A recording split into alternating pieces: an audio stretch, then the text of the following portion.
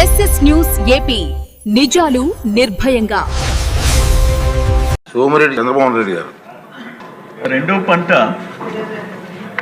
నెల్లూరు జిల్లాలో ఈ సంవత్సరం ఒక 3 లక్షల ఎకరాలు పంట పెట్టామని దాదాపు 9 లక్షల టన్నులు వచ్చింది.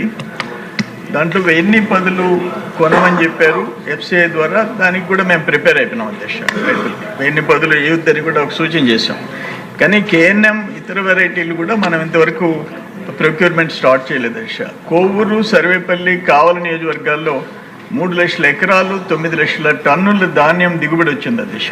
నేనేమంటానంటే సెకండ్ క్రాప్ ఇప్పుడు లాస్ట్ ఇయర్ ఇప్పుడు కేఎన్ఎం సన్నాలు ఇప్పుడు లాస్ట్ ఇయర్ మనం కేఎన్ఎం ప్రొక్యూర్ చేసాం నెల్లూరు జిల్లాలో.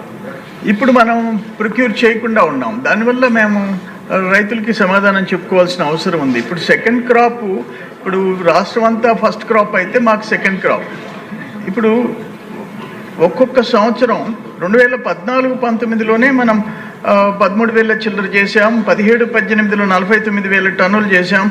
19-20లో 1,22,000 టన్నులు సెకండ్ క్రాప్లో చేసాం. బట్ నీళ్లు లేనప్పుడు రెండో పంట ఉండదు. నీళ్లు పుష్కలంగా సోమశిల, కండలేరులో సర్ప్లస్ వాటర్ ఉన్నప్పుడు సెకండ్ క్రాప్ ఇచ్చుకుంటాం. 3 లక్షల ఎకరాలు 9 లక్షల టన్నులు. ఇప్పుడు పుట్టి మాకు 860 కేజీలు. ఒక్కొక్క క్వింటాల్కి ఎంఎస్పి మీద 400-500 రూపాయలు తగ్గించి డీలర్లు, బ్రోకర్లు కొంటున్నారు. పుట్టికి 4-5 వేలు పోతుంది. 4 పుట్లు ఎకరాకు పండుతుంది. 15-20 వేలు పోయే పరిస్థితి వస్తుంది.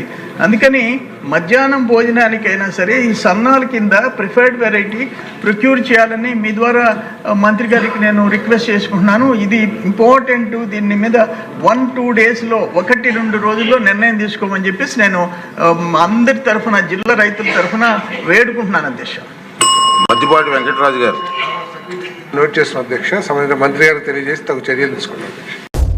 Please subscribe SS news AP.